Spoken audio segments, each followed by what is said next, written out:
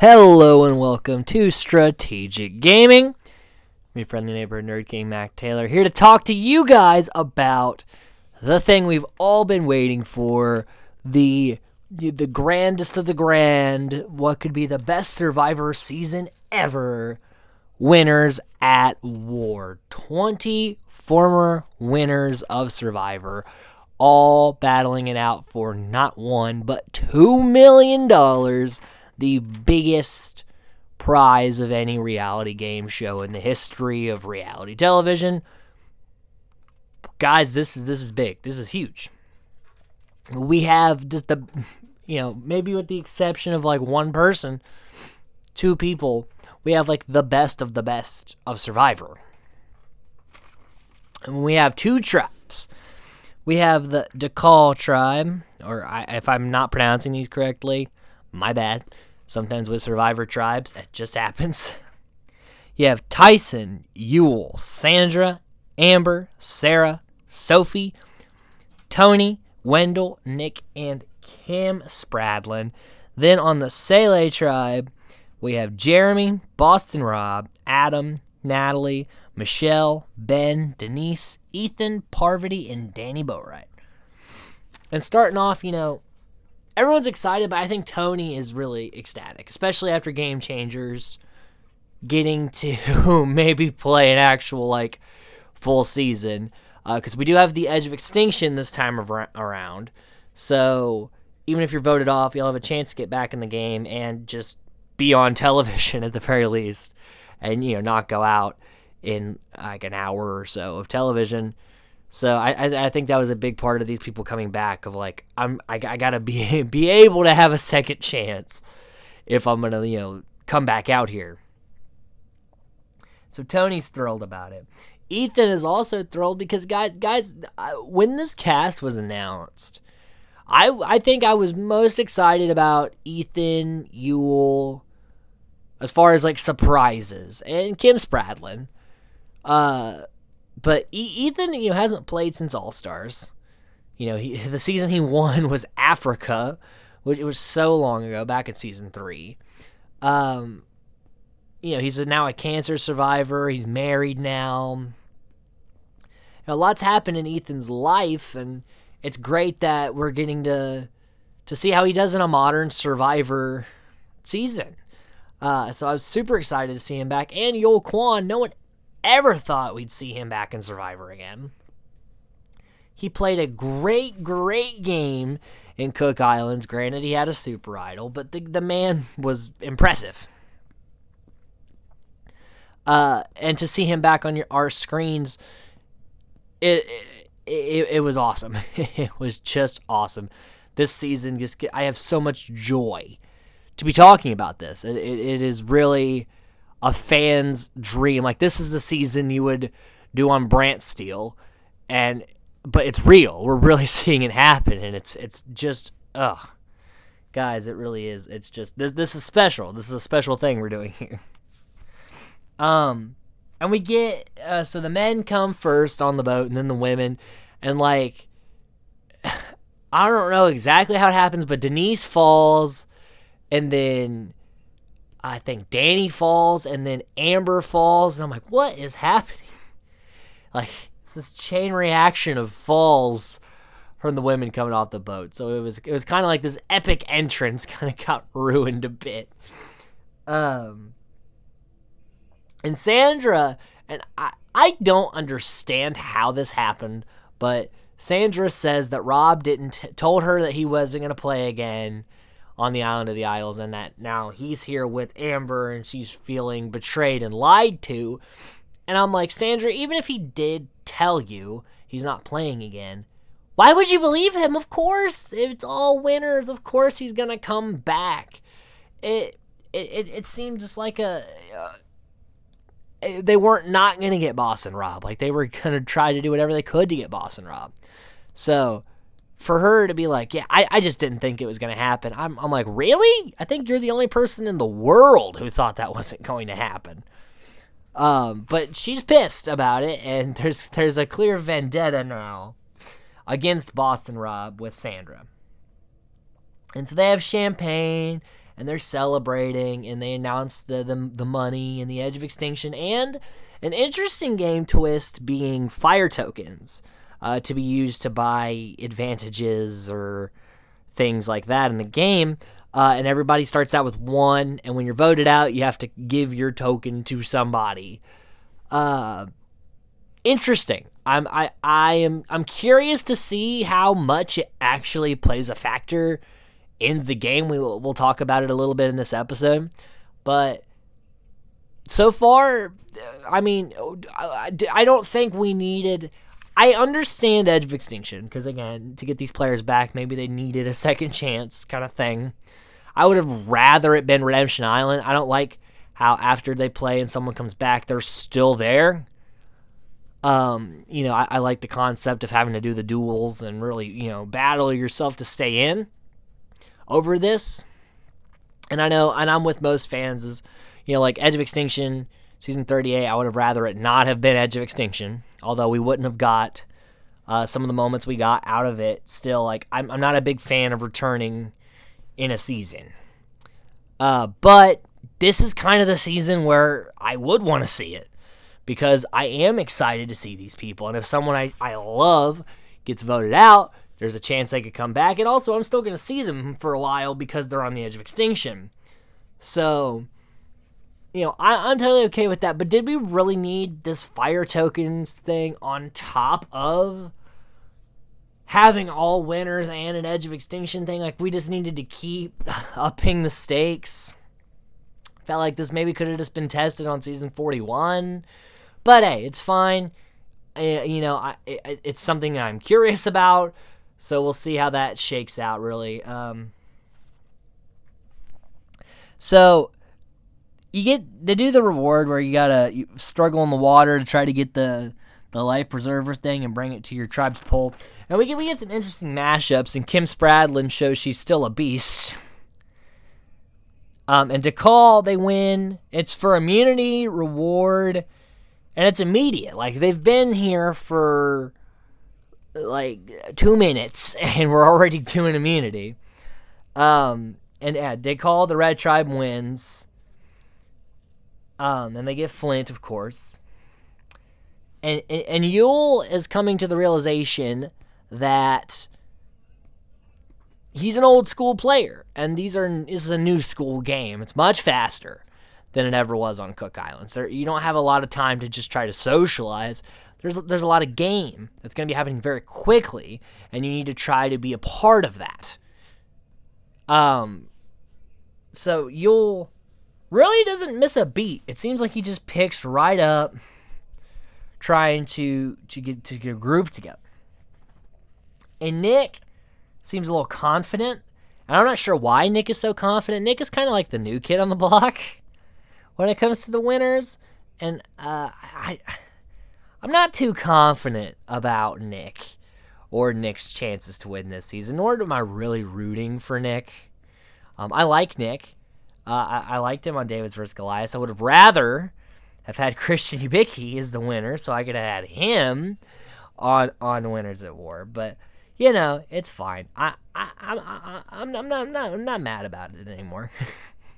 Clearly, but no, Nick's a fine winner. It's just there's a lot of heavy hitters out here, and it's like if you, I'm not a sports guy, but if you were to assemble like an all-star team, Nick's the one that you're like, he's okay, but that's kind of how I feel about Nick. So him being so confident is a little strange. And Wendell, known for building a bunch of shit on his season, is like, I want to just calm down, not be so upfront and like out in the open, like kind of lay back and really chill out on trying not to stand out when it comes to these winners, which I think is a great thing to try to do. It's just that they're expecting you to do it. And so you kind of have to, like, if these were newbies, you could totally try to ease up on it. But these are people that probably paid very close attention to your season. So it's kind of hard to change yourself because people are expecting something from you. especially when it comes to like things that benefit them. And Tyson talks about like he's essentially a pro Survivor player. Like this is what he's known for. This is what he does. This is what he loves. But unlike the last times that he's played, he's married and has a child, and these are not factors he's had to deal with on Survivor before, and it's making it a lot more difficult to have a lot more in your mind than maybe you did before. And Sandra, she's worried about Tony and Sarah, because Tony and Sarah know each other from Cognion. They work together. And also she got Tony on Game Changers, but then Sarah got her. So there's this whole like but Tony got Sarah Cognion. So it's like there's this chain of who got who at some point, and Boston Rob knows that he's Boston Rob. There's going to be a target on his back because of who he is. He's the only person now to have played 5 times and had 6 if you count Island of the Idols. So, the target is huge. There was literally a statue made of him and Sandra, so the target's there. And Parvati talks a lot about, now she's married and is a mother, and so her playing the flirtatious game is not going to be a factor this time around, but it probably wouldn't have worked anyway. But she's trying to find a new way, still be cutthroat, but not use the looks, the sexual appeal like she did before. And Parvati, her target's just as big as Sandra and Rob's, because she's definitely in the Mount Rushmore of great Survivor players. So, but she's very aware of it. And so is Rob, and they're trying to counteract those threat levels. And Ethan, he's doing a better job than like Colby in Heroes vs. Villains as far as like understanding the game, but I feel like he's still like, if you watch Africa, it does move slow. Like it takes a while for the game to really get going, because there's everyone. It's more of a socializing, and which Ethan was great at. Ethan was a fantastic social player. But you got to up your strategy game. You got to maybe take a page out of Lex's book. Lex's game in Africa would be considered like an game nowadays. So, you really got to move fast. And Ethan is realizing this, but he's not exactly capitalizing on this.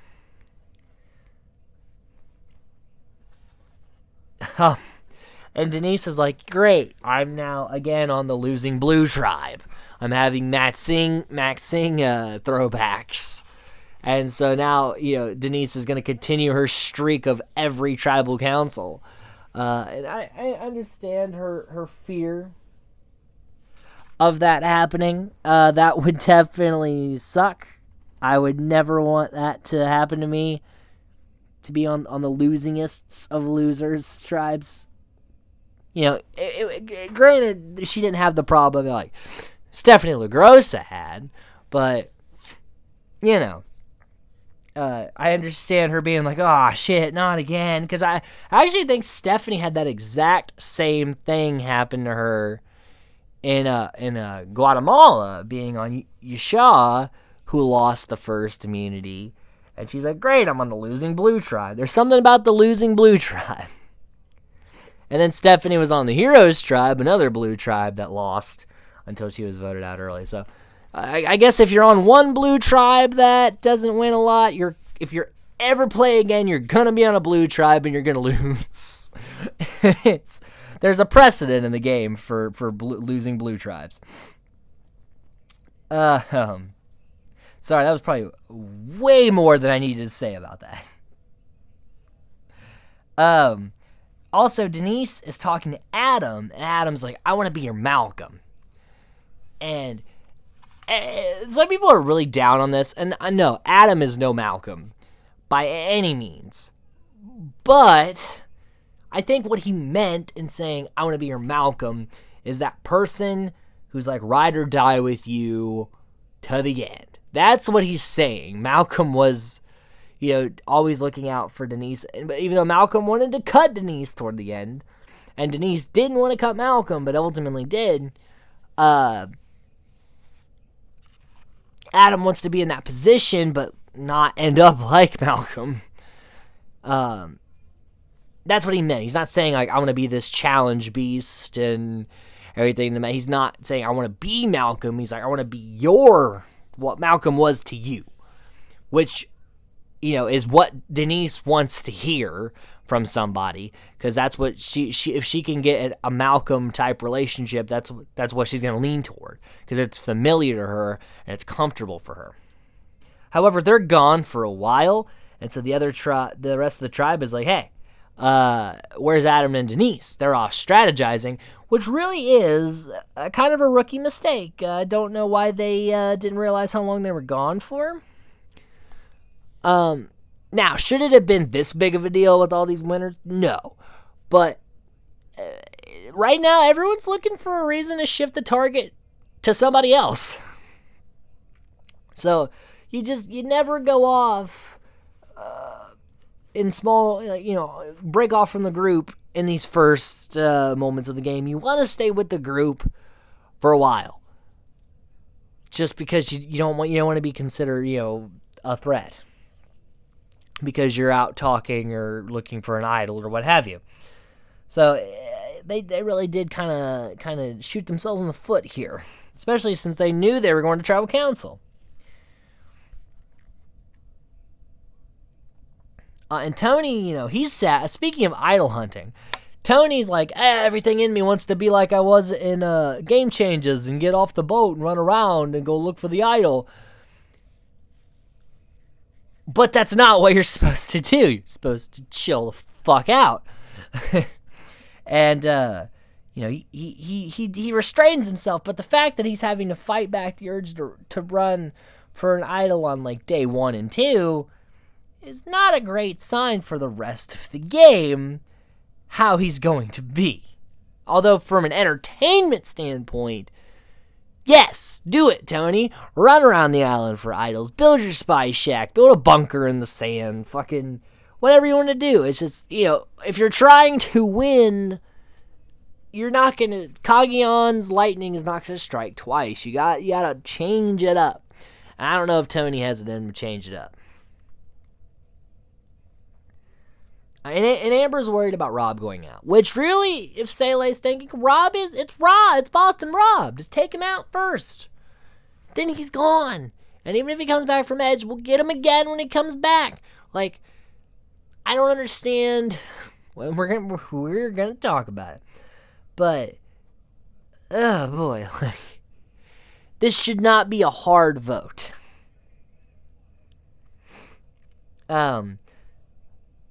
And also, like we talked about Yule getting right back into it, he's linking up with Sophie, and Sophie's like fangirling at the fact that she just made an alliance with Yule Kwan, and that's what's going to serve him a little bit, as some of these fans of Survivor are fans of Yule, and that bodes well for Yule.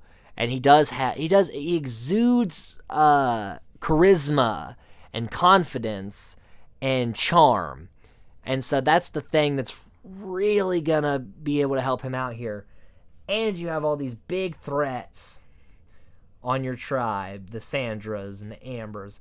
There's a lot to hide behind for Yule.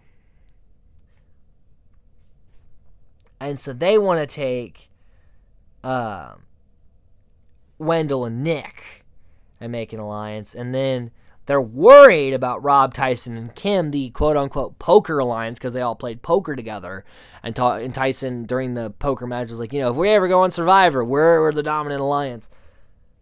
Not knowing that they would all end up on a season together, and that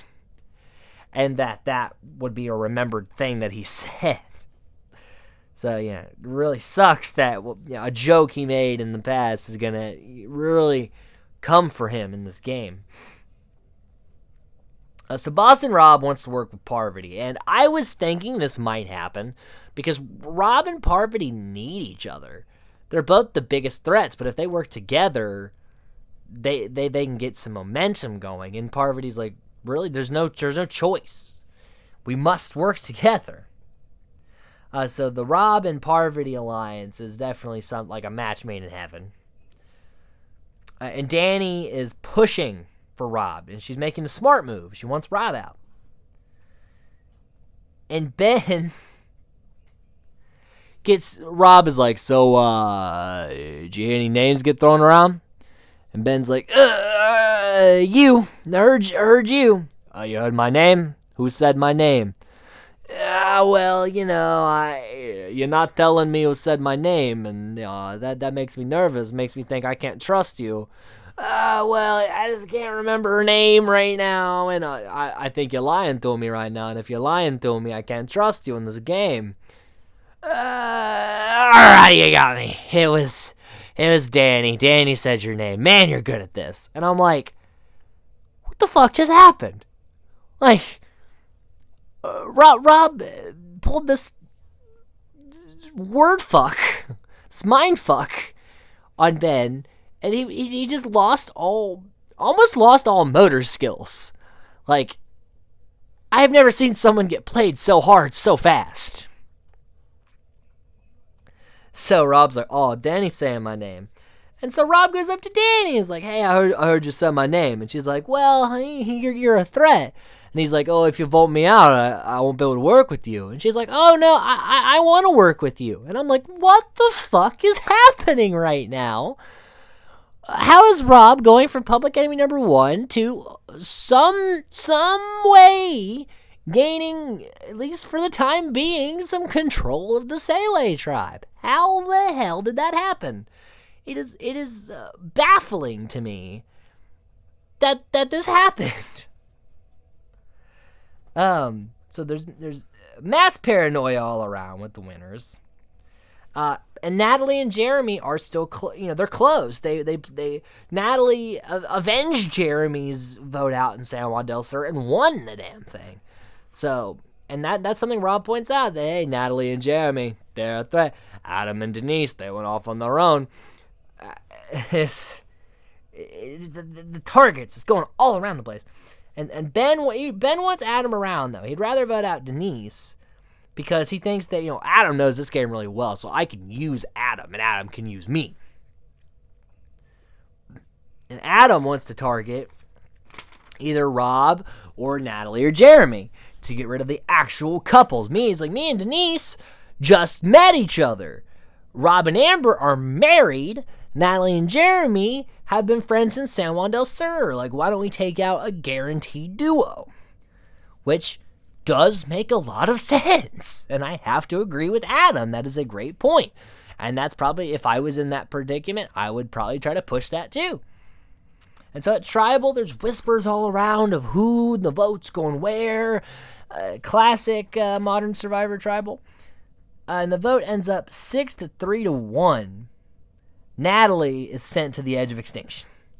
And I was like, whoa, okay. I thought for a minute, I was like, it could be Denise. And then, maybe it's Adam. Or, maybe it's Rob. Or then that got completely fucked. So, okay, maybe it's Jeremy. And it ends up being Natalie. And I was like, wow, I never would have expected Natalie to be the first one voted out. That's crazy. And she wills Jeremy her fire token. And I was like, wow. As far as Natalie's game, there was a lot of talk preseason about pre-existing relationships and how beneficial they'll be. When really it's turning out that the people who have those relationships are being targeted for those relationships.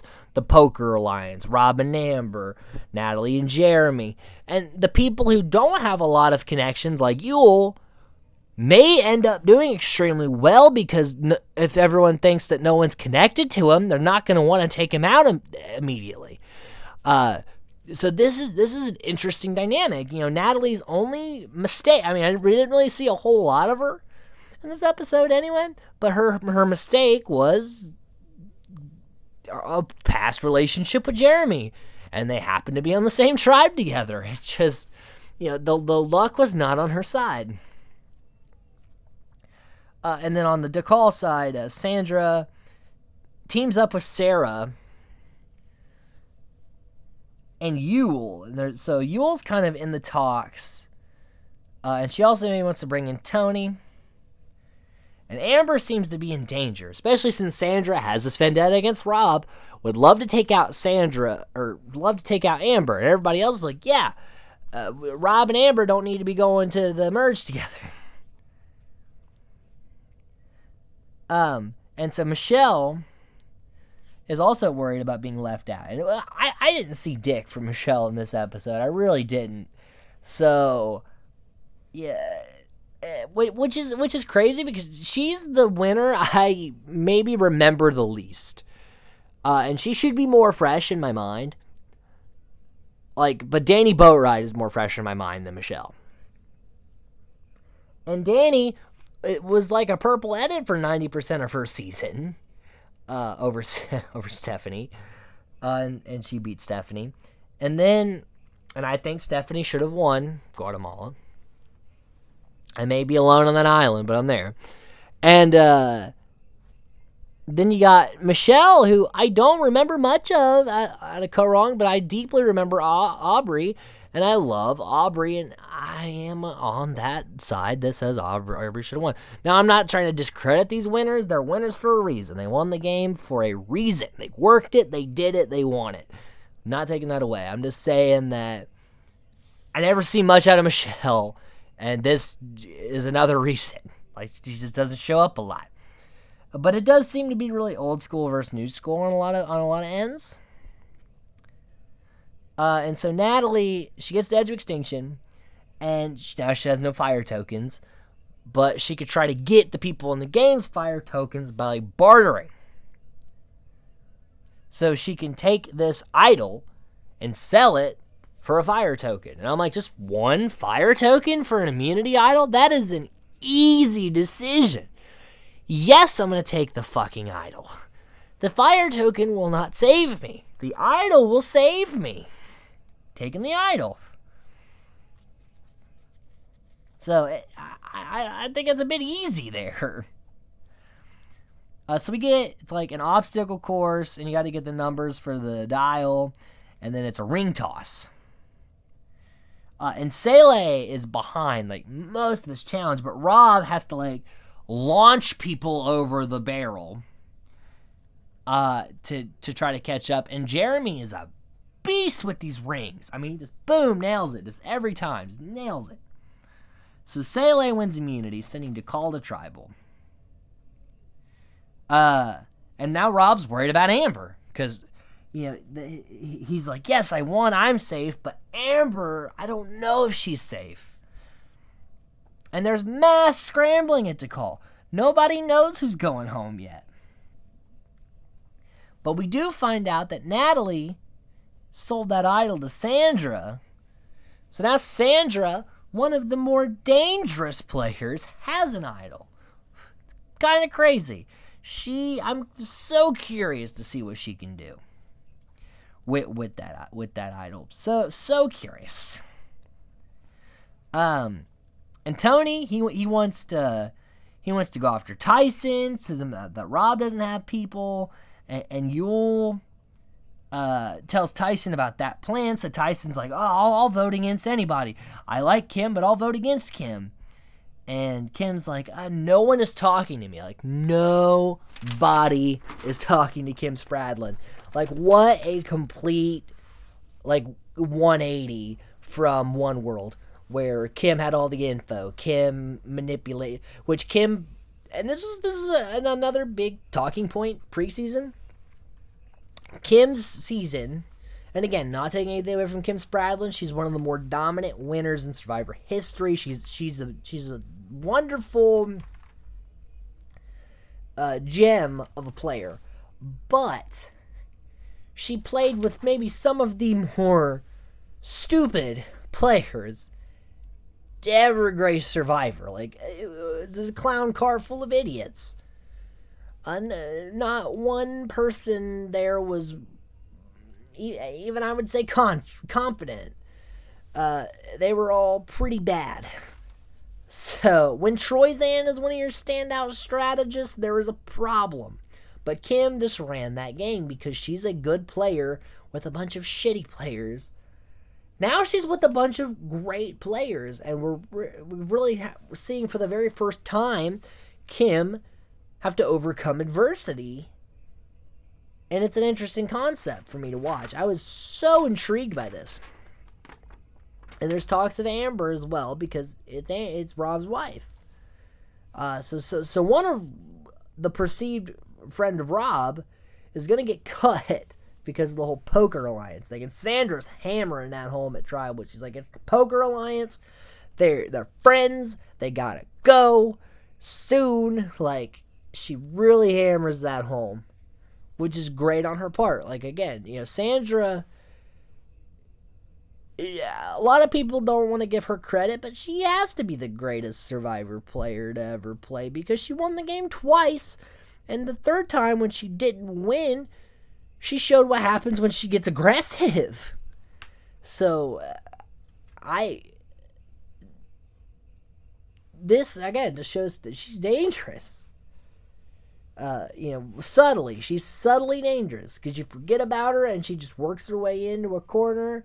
You've taken a bunch of people out and she'll come in and slit your throat. It's crazy. So, though comes out 6-3-1. Kim Spradlin getting the 3 votes. Amber, formerly Burkich, now Mariano, voted out, and I was pretty sad about this, but I kind of saw it coming. Because I said preseason, I said if Rob goes out early, Amber is probably going to go super deep in this game. But if Rob stays around, Amber's going to go. Because they're not going to leave both. Like, surely these winners are not going to leave both Rob and Amber in this game. And that's exactly what happened. Sele didn't take the shot, so DeCall did. By taking out Amber. And it makes perfect sense. It really does. And again, I would much rather have seen Amber go far just because I've seen Rob play 4 times and saw him on Island of Idols. I've only seen Amber play twice, and I really didn't get to see much. Her Australia game was with Jerry, and then her All-Star game was with Rob. I was really curious to see what happens on her own, and now that she's a much more mature woman, to see what that would look like. And we're not going to see it. I highly doubt she comes back from Edge of Extinction. Natalie's got a better chance, I think, than her. She has won immunities in the past, but I don't see her coming back from Edge. So, kind of sad to see her go out second, but again, it was going to happen to one of them, and it just happened to be Amber. And obviously she wills her token to Rob. Shocker, like that wasn't going to happen. So guys, that was the first episode. Wow, that's all I gotta say. It did not disappoint. I've been hyped about this ever since I even heard the murmurs and the whispers that this could be a winner's season. I'm so excited to see the next episode. Again, it is all winner's season. Like, we never thought. We were always told, like, oh, we can never do an all-winter season. It's not going to happen. It's not going to happen. And it's happening. And it's not disappointing at all. So curious to see who goes next. Who's going to gain control, stay in control, or all of this business. You can't go wrong here. I think the player to look out for right now is Yule. Because I think if Rob and Sandra both make the merge, which is unlikely, but if they both make the merge, Rob's going to want to take out Sandra because of the Amber thing. Sandra's going to try to take out Rob because of the not knowing he was going to be there thing. So there's going to be like a war of Sandra's team and Rob's team just clashing. And if you all can stay on in the middle, let them pick each other off and then come in and just swoop up the leftovers and just drive them all to extinction, the edge of extinction, mind you, you'll could have a big shot to go deep and win this game. Like, again, it's so early. There are so many variables that could just bust this game wide open. It's unstable. Modern Survivor moves very fast, but I think Yule could be a dark horse here. I made Ethan Zahn my winner pick because I couldn't resist picking him because it's been so long, and I think he's going to at least go very far. But Yule, I think, is the dark horse here, and I would be... If Yule Kwan wins Winners at War and does what I think he could do this season, it will be fucking awesome. So yeah, let me know what you guys think of Winners at War. Leave comments, you message me, whatever, man. I'm all over social media. I have my links in the video. Let's talk about Survivor. It's one of my favorite things in the world. Let's talk about it. Until next time, I'm Mac Taylor. Stay nerdy.